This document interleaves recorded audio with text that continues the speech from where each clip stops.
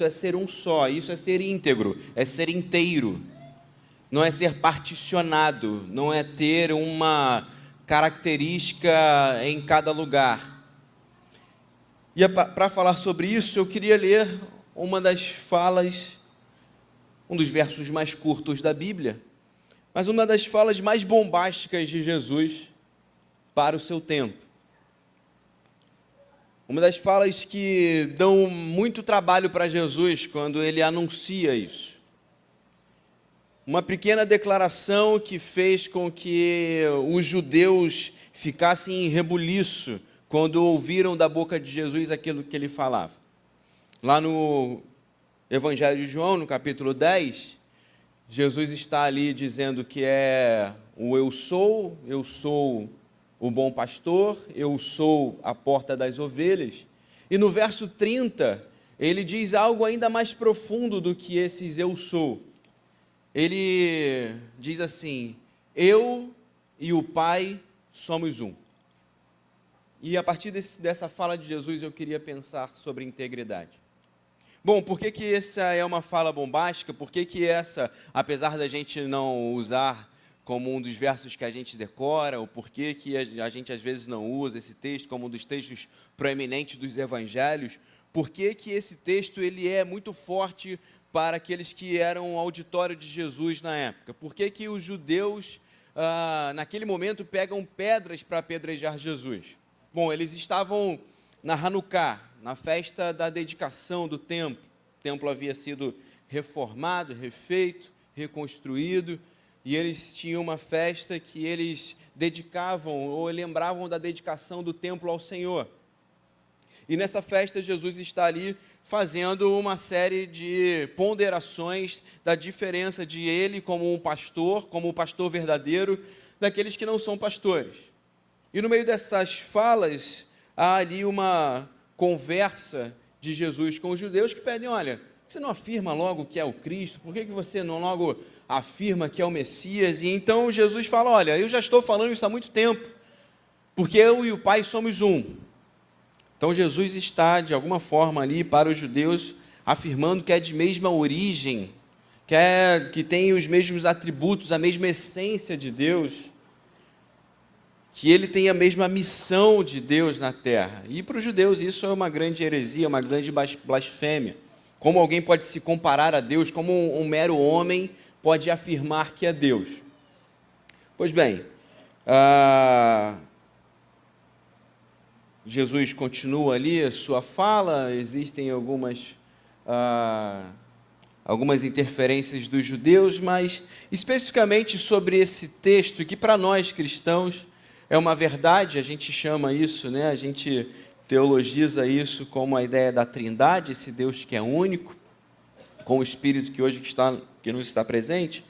Mas eu queria pegar essa afirmação de Jesus, nesse contexto, quando ele diz: eu e o Pai somos um, que essa ideia, e aí os debates teológicos tentam organizar isso numa coisa que é inorganizável, que é incompreensível para a gente, a Trindade. Mas Jesus é o mesmo em origem do Pai, ele é de origem eterna. Jesus é o mesmo em essência do Pai, ele é todo poderoso, ele é todo amor, ele é Deus. E Jesus é o mesmo em missão com o Pai, dessa relação com a sua criação, desse governo sobre o mundo e dessa missão de restauração da criação. Então Jesus ele está exclamando essa integridade da divindade. Jesus está exclamando que mesmo na terra ou no céu, mesmo crucificado ou mesmo exaltado, e isso fica muito claro quando a gente vai continuar lendo o Evangelho de João, e lá no capítulo 17 ele diz: olha, glorifica o teu Filho, porque sendo um com o Pai, mesmo crucificado, mesmo humilhado, mesmo ultrajado, ele permanece glorificado, porque essa essência, essa origem, essa missão continuam as mesmas. Então, em primeiro lugar, para não alongar muito o nosso culto, em primeiro lugar, o que eu queria exclamar é o que Jesus está falando aqui. Jesus tem essa legitimidade da unidade com o Pai, porque independente de estar no céu ou na terra, ele está cumprindo a missão, ele está mostrando a sua essência, e ele está vivendo a partir dessa confiança e dessa consciência de sua origem eterna. Jesus sabe quem é. Só é íntegro. Só consegue ser um na igreja, um em casa, um no trabalho, um em todo lugar, quem conhece e quem tem bastante maturidade para definir a sua personalidade, para definir o seu caráter, para conhecer a sua essência. Nós estamos vendo aqui um reconhecimento de homens que não somente são pais biológicos ou são pais legalmente, mas são pais biológicos, são pais legalmente, mas são pais em prática. Porque isso é o que te constitui. Não dá para separar. A paternidade não é algo que a gente faz, é algo que a gente se torna, e nós somos pais. Pai não é algo que eu faço quando eu dou colo para o meu filho, ou quando eu chego em casa depois do trabalho. Eu continuo sendo pai quando estou fora de casa, eu continuo sendo pai quando estou na igreja, eu continuo pai, eu sou pai onde eu estiver. É dessa legitimidade que a gente precisa. Então, Jesus está nos ensinando aqui, em primeiro lugar, que nós precisamos aprender a fazer aquilo que somos. Quer ser íntegro? Faça, coloque em prática aquilo que você é.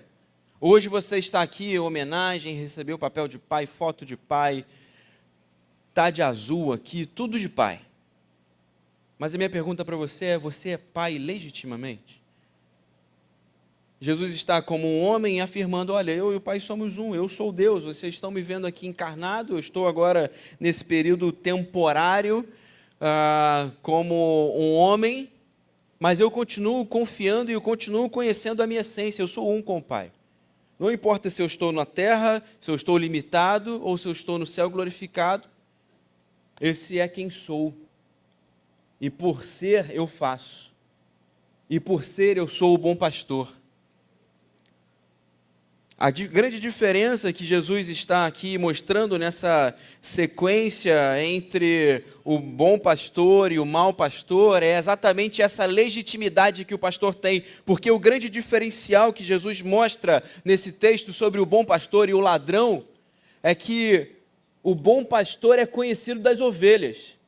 E a ideia de as minhas ovelhas conhecem a minha voz, a ideia de voz ela não é só auditiva. As minhas ovelhas conhecem o conteúdo da minha vida. A minha vida legitima a minha voz, e essa voz e essa vida são conhecidas das ovelhas, e aqueles que são minhas ovelhas de verdade reconhecem quem eu sou. Porque, olha, filho sabe quem é bom pai. Filho sabe quem é bom pai.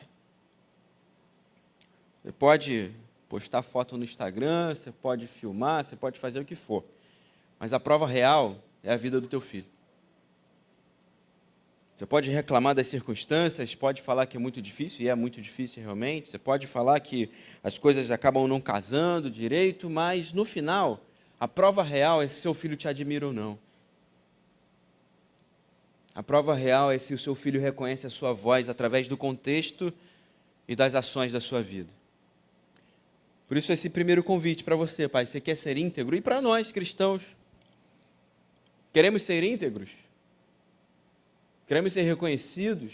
Queremos dar testemunho, como uma das ênfases da nossa igreja nesse ano? Não basta ser membro de igreja. Você tem que fazer o que membro de igreja, o cristão faz. A gente precisa fazer aquilo que somos. Mas, em segundo lugar, nessa ideia de coesão e de coerência, de integralidade entre diversas áreas da nossa vida, de vez em quando a gente vai se tornando um Frankenstein, que a gente sente uma coisa, mas faz outra, a gente pensa uma coisa, mas no final o produto é outro, e a ideia de ser íntegro é conseguir juntar isso tudo. Então, se eu sei quem eu sou e eu faço o que eu sou, eu consigo sentir o desejo, a renovação dos desejos, a renovação das minhas vontades, a renovação da minha vocação, a renovação dos meus propósitos. Porque se Jesus tem a consciência da sua origem, de quem ele é em origem, de quem ele é em essência com o Pai, ele tem essa consciência também da sua essência e da sua missão. Jesus tem clara consciência do seu propósito de vida. Ele é um com o Pai. Então, aquele trecho também do Evangelho de João, de Deus amou o mundo de tal maneira que deu o seu Filho unigênito, e sendo ele a figura desse Filho, que é a finalidade do amor de Deus, ou a grande demonstração do amor de Deus. Quando Jesus, e isso sai da boca de Jesus na conversa com Nicodemos, quando Jesus está falando sobre isso, mostrando para Nicodemos que essa é a ação amorosa de Deus através da sua própria vida, ele repete isso de uma outra maneira no capítulo 10. Porque ele diz, olha, eu entrego a minha vida, ninguém a toma de mim.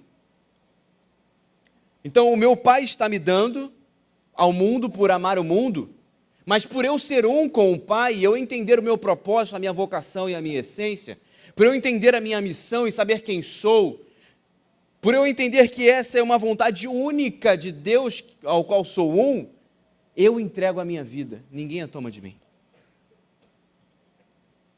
Eu estou me disponibilizando para o Pai, porque esse é um casar de vontades, de essências, há um casar de intencionalidade, pensamento, sentimento e ação nessa figura da unidade divina, da Trindade. Pai, não adianta só sentir amor pelo Filho. Eu vi aqui boa parte dos homens suando pelos olhos, escorrendo aí um suor másculo dos olhos, chorando. Mas não adianta só se emocionar do Dia dos Pais, queridos. Não adianta só ter sentimento. Não adianta só ter ação pontual. Você tem que entender que isso é sua vocação. Você tem que entender que não muda mais. Você entender que isso é essência e parte integrante de quem você é. Essa é uma das exclamações de Jesus. Eu sou o bom pastor dá a sua vida pelas ovelhas. Jesus tem consciência da sua vocação. Ele, do início ao fim do seu ministério, da sua vida, sabe para o que veio e sabe onde a sua vida terminará. Você pode não ter planejado ser pai, eu sei que isso acontece. Hoje, olha, sou pai. Mas está aí uma baita vocação para você mudar de vida. Está aí talvez finalmente uma situação em que você possa falar, olha, está na hora de ser alguém responsável. Pode ser que tenha sido uma surpresa para você. Ou pode ser que você tenha esperado tanto e a coisa aconteceu do nada e as coisas não deu tempo de organizar a vida, mas está aí uma boa oportunidade para você ser alguém. Se você estava em dúvida se sua vida tinha valor, sentido ou propósito, tem um CPF atrelado ao seu, que te dá propósito. Tem uma vida atrelada à sua, que te dá gana e força para trabalhar. Tem uma vida atrelada à sua, que te dá senso de caráter para conduzir alguém ao longo da caminhada. Não basta só sentir, não basta só fazer pontualmente, porque filho percebe quando você faz por obrigação. Filho percebe quando você faz com cansaço, sem vontade. Filho percebe quando o que você faz não vem da sua essência. O chamado hoje para você é que você permita encarnar realmente esse chamado celestial de ser pai, e para todos nós. Não basta ser cristão de domingo, não basta só ser cristão e cumprindo rotina. A gente precisa realmente encarnar a ideia de 2 Coríntios capítulo 5, verso 17. Aquele que está em Cristo é nova criatura. As coisas velhas já passaram, eis que tudo novo se fez. É uma mudança de essência e coração, que integra os nossos sentimentos, integram as nossas vontades, integram as nossas razões, mudam a nossa forma de pensar e existir. Então, em primeiro lugar, a gente precisa saber quem é, e a gente precisa aprender a fazer aquilo que nós somos. Precisamos aprender a agir a partir daquilo que somos. Sabendo quem somos, precisamos aprender a sentir a partir disso, E entender que esse sentimento ele não vem somente de um senso de culpa ou de obrigatoriedade, mas ele vem de um senso de vocação e propósito de vida. Então você não é crente, não vem no domingo porque você é obrigado. Isso não tem sentido. Você é crente, você não entrega o dízimo porque você é obrigado. Você entrega o dízimo porque isso é sua vocação. Ser generoso é vocação. É a integralidade do nosso ser com o ser de Deus. O ser de Deus é generoso, então somos generosos também. Eu não sou pai por obrigação, eu sou pai por vocação, por entender que isso é parte de quem eu sou. E por fim, nós exalamos isso, nós traduzimos isso e conseguimos colocar esses sentimentos, esses pensamentos para fora, porque nós fazemos algo a partir daquilo que possuímos, daquilo que nos constrói, daquele conteúdo que nos forma. Ser pai é ter conteúdo. E é por isso, pai, que você precisa visitar quais têm sido as suas fontes. Quais são as fontes que te formam como pai, como exemplo? Porque para mim uma das coisas que Jesus está afirmando aqui é: eu e o Pai somos um, o meu conteúdo é o mesmo do Pai. A obra que eu falo, e Jesus repete isso algumas vezes ao longo do próprio Evangelho de João, é: as minhas palavras, as palavras que eu falo não são as minhas, mas são as palavras que eu recebo do Pai, o meu conteúdo é o mesmo do Pai. Então aquilo que eu estou transmitindo, aquilo que eu estou refletindo, é só um reverberado daquilo que eu recebo do céu, porque eu e o Pai somos um. Eu sou o bom pastor e eu sou a porta das ovelhas, porque aquilo que eu estou recebendo do Pai, eu estou transmitindo a vocês. A gente só consegue fazer o que somos e sentir essa vocação se a gente recebe um conteúdo que nos impulsiona para isso. Se a gente realmente está ali consciente de que o conteúdo que consumimos hoje tem muito mais a ver com aquilo que queremos que nossos filhos sejam, do que as coisas velhas que já passaram. A gente só se sente confortável na vida de pai ou na vida de crente quando a gente começa a não achar que o conteúdo tem que se adequar à nossa forma, mas a gente se adequar ao conteúdo que consumimos.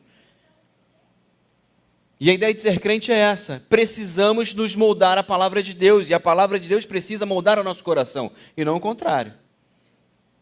Senão a gente começa a confundir as coisas. O pai começa a moldar o seu filho a partir dessa essência transformada, e não o contrário. É numa decisão de conteúdo que você pode abençoar o seu filho. Mas se você não tem definido o conteúdo que forma a sua vida, ou se você não tem escolhido bem o conteúdo que forma a sua vida, e você continua paralelo às traições, às violências, às mentiras,